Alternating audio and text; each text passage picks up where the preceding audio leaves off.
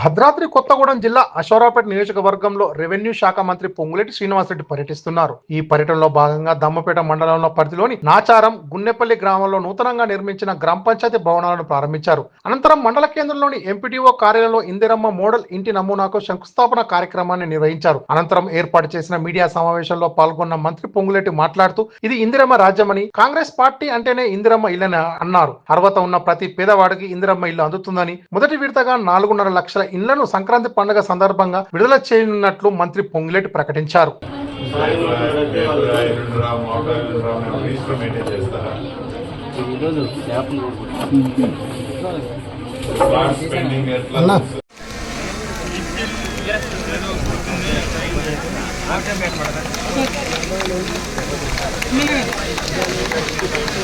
మిత్రులు ఆదినారాయణ గారు చెప్పినట్టు మారుమూల ప్రాంతాలు సైతం, తండాలు గూడాలు సైతం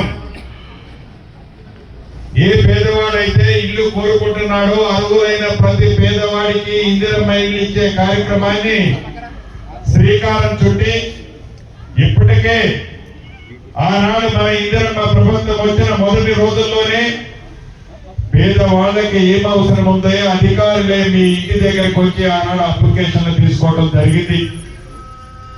దాంట్లో 80 లక్షల ఇల్లు కావాలని అడిగారు తెలంగాణ రాష్ట్ర వ్యాప్తంగా. ఈ 80 లక్షల మందిలో ఎవరు అర్హులు ఉన్నారో తెలుసుకోవడం కోసం ఒక యాప్ను డెవలప్ చేసి 10 రోజుల క్రితం మీ దగ్గరకు పంపించడం జరిగింది.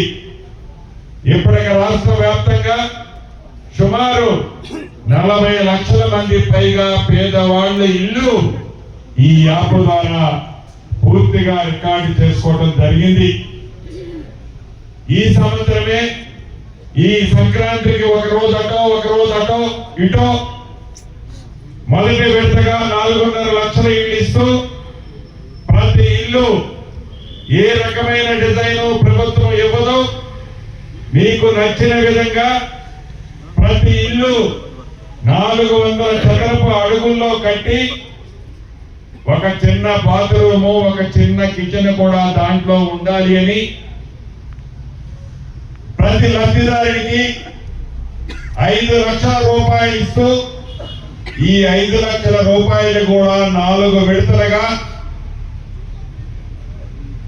ఫౌండేషన్ పూర్తవడంతోనే 1 లక్ష రూపాయలు, కిటికీ లెవెల్కి గోడలు లెగడంతోనే 1,25,000 రూపాయలు, స్లాబ్ వేయడంతోనే 1,75,000 రూపాయలు, పూర్తి అవ్వడంతోనే మిగతా 1 లక్ష, మొత్తం కలిపి 5 లక్షల రూపాయలు ఇచ్చే కార్యక్రమాన్ని మన ఇందిరమ్మ ప్రభుత్వం శ్రీకారం చుట్టింది.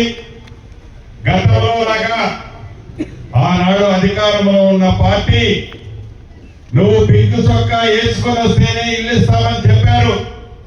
మన ఇందిరమ్మ ప్రభుత్వంలో ఆ కండిషన్ ఏమీ లేదు. పేదవాడయ్యుంటే చాలు, నీది ఏ కులం, ఏ మతం, ఏ ప్రాంతం అని అడగము.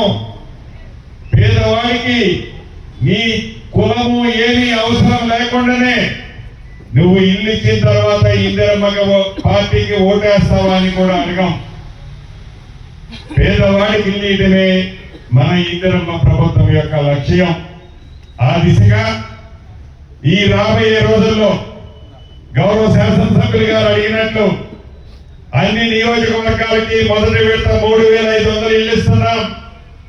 గిరిజన ప్రాంతంలో ఉండే ఈ నియోజకవర్గాలకి అదనంగా కూడా ఇల్లు ఇవ్వాలని నిర్ణయించాం.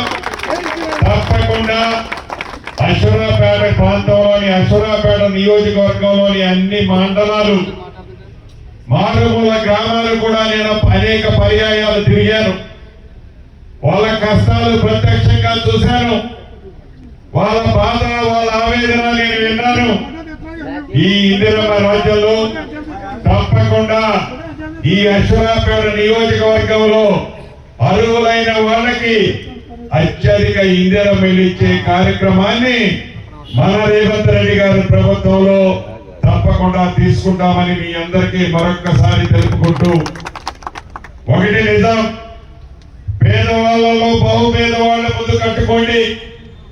విడతల వారీగా ఇది ఒక్కసారి ఆపే కార్యక్రమం కాదు. నిరంతరము రాబోయే 4 సంవత్సరాలు ఈ 4 సంవత్సరాలు ప్రతి సంవత్సరం ఇల్లు ఇచ్చే కార్యక్రమాన్ని మన ప్రభుత్వం చేపట్టుకుంది. ఎవరు అభద్రతకు లోనవసరంలా, ఎవరి పైరవి అక్కర్లా. నువ్వు అర్హుడు అయి ఉంటే చాలు, అర్హుడైన వాడికి ఇందిరమ్మ ఇల్లు ఇచ్చే బాధ్యత మన ఇందిరమ్మ ప్రభుత్వానికి.